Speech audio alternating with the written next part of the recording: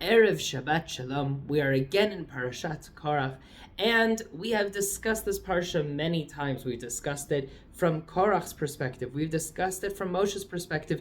We've discussed it from Aaron's perspective, and we've even talked about the machloket itself, the dispute, and good disputes, bad disputes, ones that actually yield good results, and ones that are just for vain and honor. And this year I want to talk about it from another perspective, from Datan and Aviram, two seemingly minor characters in this dispute. Korach goes with another 250 men to go and fight against Moshe, and there's also Datan and Aviram. We don't get to hear everybody's names, but we hear their names. The question is, why do we hear them, and who are they? So they are from the family of Eliav.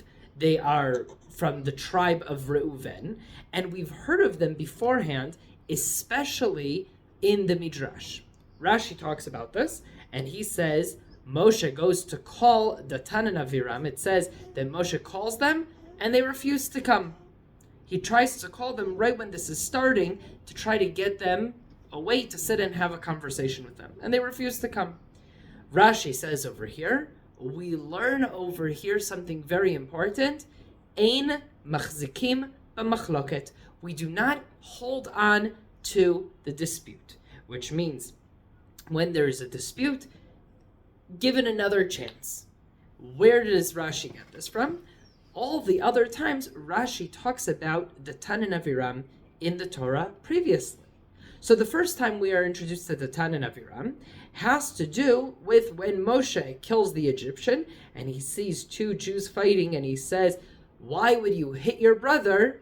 And one of them turns to Moshe and says, "Are you gonna kill me like you killed the Egyptian?"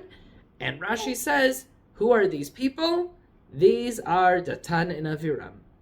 Later on, Moshe and Aaron go to talk to Paro, and when they're leaving Paro, then Datan and Aviram, yet again, according to Rashi, they are the ones who come and say, "You have shamed us as a nation. You're getting us in trouble." They are starting up with Moshe yet again. And the third time is with the man, the miracle food that Hashem brings down from the sky that we talked about a few weeks ago in Parashat Beha'alotcha. We talked about the man, and it says that you're not allowed to take more than you need. And right after it says you're not allowed to take more than you need, it says, and there were people who did. And Rashi says, who are these people? Datan and Aviram. These are 3 times. Why is that important that it's 3 times? Whenever we have something that is 3, it is called a chazakah. A chazakah means we are held that this is kind of our behavior. Our behavior is, I do something 3 times, that is part of who I am. And because of that, Rashi says, we do not have chazakah in the machloket.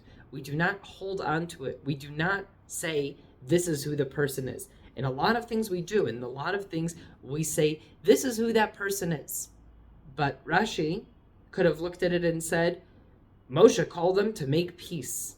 But he doesn't write that. He says, Moshe is giving them a chance out of the machloket, out of the dispute, even though we know that these people are people who are actively looking to dispute, actively looking to fight and undermine Moshe at every corner. Moshe is showing us, teaching us a very important lesson over here, saying, when there's a dispute that's happening, at every chance you could, give them a way out. Stop the dispute. There's nothing good that's going to come of this. Stop the dispute. Give them an option to change their ways.